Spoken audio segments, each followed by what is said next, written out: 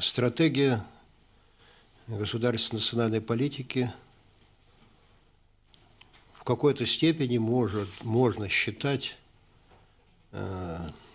продолжением, с учетом тех перемен, которые произошли за последние десятилетия, продолжением концепции государственной национальной политики, которая была принята в 1996 году.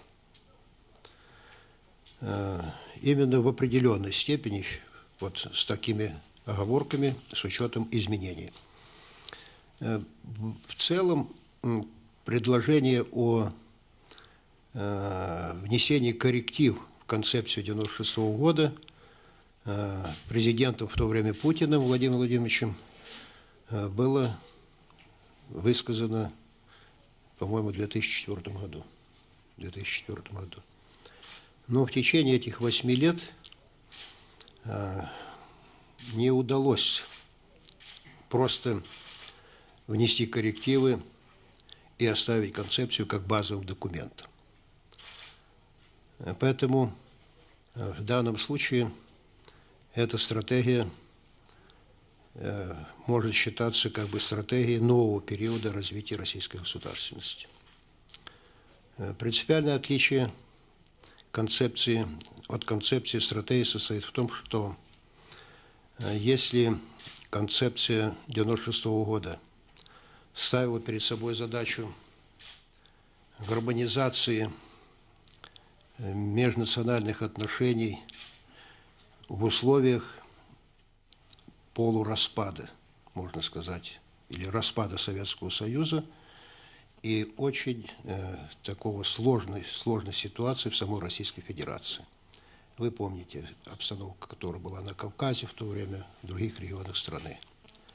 То есть надо было найти документ, который бы стал документом согласия на том этапе. И надо признаться, вот Рамазан Хаджимурадович Абдулатипов, который присутствует здесь, начал разработку этого документа, будучи председателем Совета национальности, Верховного Совета Российской Федерации. Благодаря именно усилиям тогда Совета национальностей был принят федеративный договор 1992 года. Федеративный договор тоже был своего рода компромиссом. Вы помните многослойность этого договора, когда отдельные распределения полномочий были между центром, республиками, между центром и другими субъектами федерации. Но процесс принятия уже концепции даже после Конституции тоже шел очень тяжело. Вот первый документ был направлен Рамазаном Хаджимурадовичем, президенту Ельцину в то время. То есть процесс, который происходит сегодня, вот уже 2 месяца обсуждается наш документ в субъектах федерации, в то время тоже в субъектах федерации этот документ обсуждался значительно дольшее время, более длительное время, и консенсуса не находили. Вот представьте себе, что в определенной степени был найден консенсус только в 1996 году. Вот разница. Я не думаю, что мы 4 года будем договариваться по нашей стратегии. Указом президента сказано, что 1 декабря выйти на документ, который можно было бы подписать в качестве указа. Я не могу сегодня сказать, будет ли это 1 декабря или нет, но на сегодня вот те замечания, которые мы получили из субъектов федерации, из экспертного сообщества, позволяют смотреть с оптимизмом на то, что этот документ будет все-таки утвержден президентом. Значит, особенность этого документа состоит в том, что главной целью стратегии является вопрос с утверждением и закреплением, можно любые слова здесь находить, нашего общенационального единства и нашего гражданского согласия. Короче говоря, мы впервые, в отличие от концепции 1996 года, вводим понятие российской гражданской нации. гражданской политической нации. Особенность нашего научного подхода к этим проблемам, к этим понятиям несколько отличается от западноевропейского. Если в Западной Европе нация – это как политика согражданства, точно как политическое явление, то в нашем понимании и в российском, и в советском, и в современном нация – это одновременно и политическое, и главным образом этническое образование. Вот сегодня найден консенсус и в научном сообществе, что мы разделяем понятие нации как нация политической общности и нация как этнонация. Вот это очень важный первый момент. Вторая особенность нашего документа состоит в том, что в нем мы попытались, ну так, образно говоря, восстановить связь времен. Смысл понятия этого восстановить связь времен состоит в том, что, ну, может быть, даже трагедия нашего общественного развития состояла в том, что дважды пережил геополитические катастрофы в 1917 году и в 1991 году мы отказывались от своего прошлого. То есть в период после революции 1917 года мы как бы перечеркивали все достижения в период имперского нашего развития. И в 90-е годы мы как бы перечеркнули все особенности и определенные достижения в решении национального вопроса в советский период. Поэтому эта концепция пытается вобрать в себя все лучшее, что было связано с решением национального вопроса и достижением межнационального согласия и в имперский период, царский период, и в период Советского Союза. Это очень важный момент. Следующее очень важное условие в нашем документе состоит в том, что четко определяется направление деятельности. Мы формулируем понятие концепции, вернее, стратегии, как комплексного межотраслевого подхода к решению этого вопроса.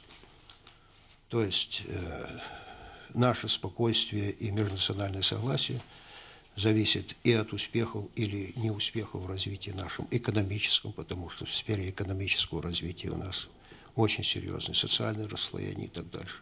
В сфере культуры, в сфере образования. То есть структура этой стратегии пронизывает буквально все поры нашей жизни и дает или пытается дать ответ на вопрос, как действовать в том или другом направлении. Для России с ее многообразием языков, традиций, этносов, культур национальный вопрос без всякого преувеличения носит фундаментальный характер. Любой ответственный политик, общественный деятель должен отдавать себе отчет в том, что одним из главных условий самого существования нашей страны является гражданское и межнациональное согласие. Вот этого осознания, первую часть мы еще знаем, что да, все повторяем, Россия многонациональная, историческая и так далее.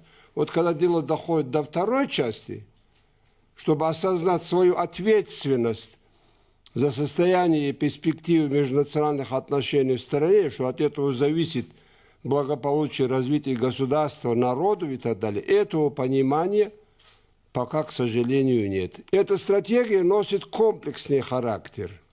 То есть здесь, во-первых, стратегия, которая должна координировать деятельность всех органов власти и всего гражданского общества на выполнение определенных задач и на определенное поведение вот в этой сфере. И второе, самостоятельно национальная проблематика редко присутствует, потому что эта проблематика уходит в систему общественных отношений. Вот помните, у Маркса было написано, личность – это не абстракт, присущий отдельному индивиду, а есть совокупность общественных отношений. Нация тоже это не абстракт, присущий отдельному этносу, а есть отражение совокупности общественных отношений, где данная нация функционирует. И, следовательно, речь идет о вхождении этой стратегии на оздоровление всего общества. Потому что как только становится плохо в социальной сфере, придается этнополитическая окраска. Как только в экономической сфере кризис, обязательно ищут виноватых. Но виноватых находят не среди экономистов и политиков, а находят среди людей другой национальности. Понимаете? То есть, а если человек хочет прикрыть свое невежество, прикрыть свою несостоятельность, он начинает апеллировать к национальным обычаям, традициям и так далее, и так далее. Да? Вот это сложнейшая сфера, которая охватывает, может быть, не столько уровень рациональный, сколько иррациональный уровень, потому что любовь и ненависть – это сфера в большей степени иррациональная сфера. И, конечно, мы пытались достаточно более фундаментально здесь расписать о том, что межнациональная проблематика – это, прежде всего, проблемы культуры. Культура и политика совместной жизни россиян. И мы приходим к выводу, да, мы имеем огромный исторический опыт, да, мы вместе живем, значит, дети у нас общие. Но пришел этап, когда нам во многом придется заново научиться жить вместе вот в многонациональном сообществе. Если мы хотим сохранить свое государство, свою страну. Если нет, будем дальше устраивать развалы. И как раз-таки стратегия государственной национальной политики – это модель совместной жизни россиян в 21 веке. Исходя из статьи Путина и нашей стратегии, можно сказать, что это является гражданско-патриотической моделью национальной политики.